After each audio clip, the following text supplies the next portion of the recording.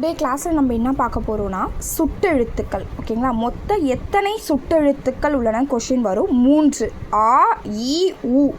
ஓகேங்களா, ஊ என்னும் சுட்டெழுத்து வழக்கத்தில் பயன்படுத்துவதில்லை. ஓகேங்களா, இதில் ஈ என்னும் சுட்டெழுத்து வழக்கத்தில் பயன்படுத்துவதில்லைன்னு கொடுத்து ஸ்டேட்மெண்ட்டில் கொடுப்பாங்க. அது தவறான ஸ்டேட்மெண்ட்டை நீங்கள் சூஸ் பண்ணணும். எந்த கொஷினை எப்படி ஸ்டேட்மெண்ட்டாக கேட்பாங்கன்னு நீங்கள் சேர்த்து ப்ரிப்பேர் பண்ணால் மட்டும்தான் ஈஸியாக ஸ்கோர் பண்ண முடியும். இப்போ ஏன்னா நிறையா ஸ்டேட்மெண்ட்ஸ் கொஷின்ஸ் தான் வருது. அகச்சுட்டு புறச்சுட்டு.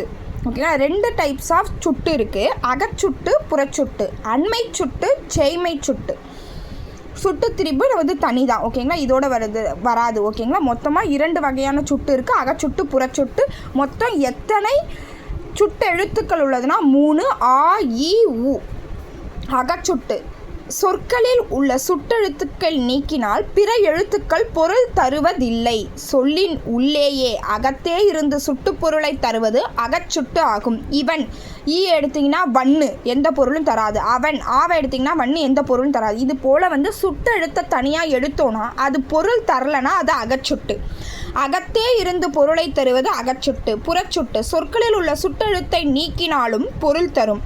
சுட்டெழுத்துக்கள் சொல்லின் வெளியே புறத்தே இருந்து சுட்டு பொருளை தருவதால் புறச்சுட்டு.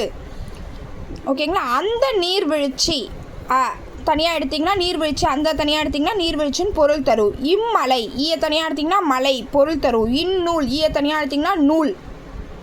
சுட்டு பொருளை நீக்கினால் பொருள் தருவது புறச்சுட்டு. சுட்டு பொருளை நீக்கினால் பொருள் தராதது அகச்சுட்டு. மொத்த சுட்டில் 2 வகைப்படும், அகச்சுட்டு புறச்சுட்டு. ஓகேங்களா, சுட்டு எழுத்துக்கள் மொத்தம் எத்தனைனா 3. அண்மை சுட்டு நம் அருகில். அண்மைனா அருகில், நல்லா ஞாபகம் வச்சுக்கோங்க. இது எதிர்த்து எழுதுக, எதிர்பொருள் தருகளை கூட கேட்பாங்க. அண்மைனா அருகில், செய்மைனா தொலைவு. அண்மையில் உள்ள சுட்டு பொருளை உதவுகின்றன. ஈ இவன் இவள். இப்போ நம்ம பக்கத்தில் இருக்கவங்களை எப்படி சொல்லுவோம்? இவன் இவ இவர் இது அப்படின்னு சொல்லுவோன்னா அப்போனா அது அண்மை, பக்கத்தில் இருக்கதை சொல்கிறது. செய்மைக்கு யூஸ் பண்ணுவது ஆ அவள் அவர் அது. அம்மரம் தூரமாக இருக்க ஒரு மரம் பார்த்து அம்மரம்னு சொல்லுவோம், பக்கத்தில் இருக்கிறத பார்த்து இம்மரம்னு சொல்லுவோம். ஓகேங்களா, அப்போனா அண்மைனா ஈ, செய்மைனா ஆ. ஓகே, பாக்கி நெக்ஸ்ட் கிளாஸில் பார்க்கலாம்.